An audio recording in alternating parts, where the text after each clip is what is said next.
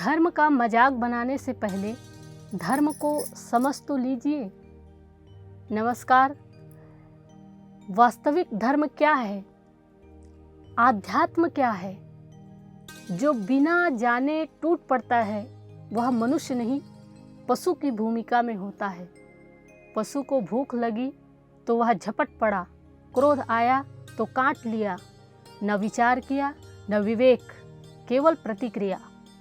मनुष्य की पहचान यही है कि वह रुक सकता है, जान सकता है, समझ सकता है और फिर बोल सकता है।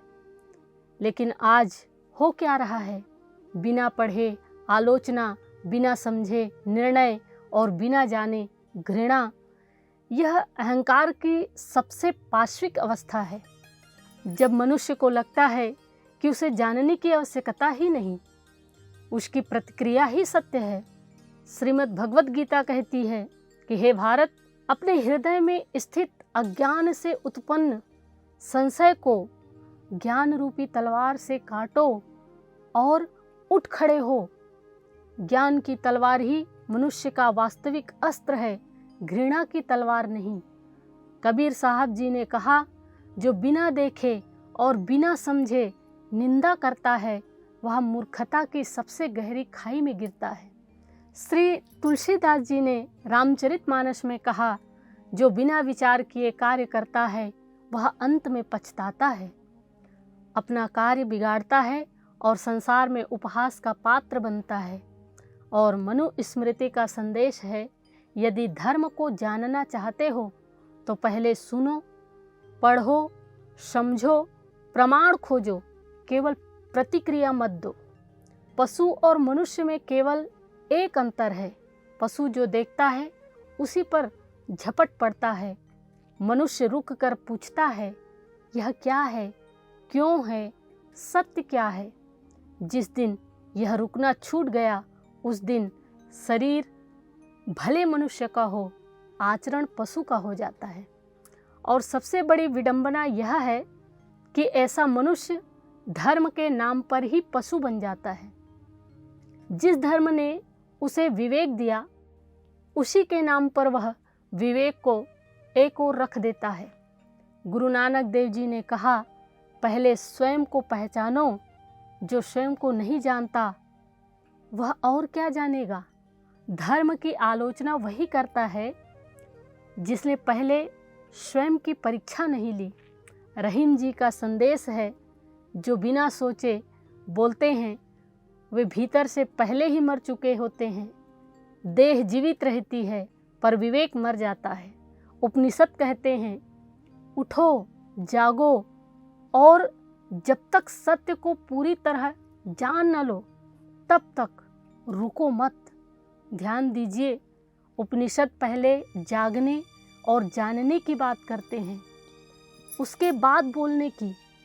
जो इस क्रम को उलट देता है वह जागृत नहीं बल्कि और गहरी अज्ञान निद्रा में है। धर्म केवल नाम में नहीं होता, धर्म आचरण में होता है। आचरण विवेक से आता है और विवेक ज्ञान से। यहाँ धर्म से मेरा आशय विशुद्ध आध्यात्म और वास्तविक धर्म से है। जहाँ सत्य नहीं है, ऐसी परंपराएं, प्रथाएं और अंधविश्वास सनातन धर्म में स्वीकार्य नहीं है। उनका वास्तविक धर्म से कोई संबंध नहीं है।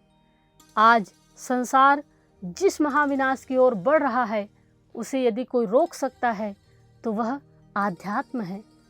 जब युवा पीढ़ी आध्यात्म से दूर हो जाएगी तो परिणाम यही होगा कि मनुष्य के भीतर का अहंकार और हिंसा बढ़ते जाएंगे। जरा देखिए, हमने पृथ्वी की क्या स्थिति बना दी है। आज हम विनाश के जितने निकट खड़े हैं, शायद पहले कभी नहीं थे। यही तो प्रलय के संकेत हैं।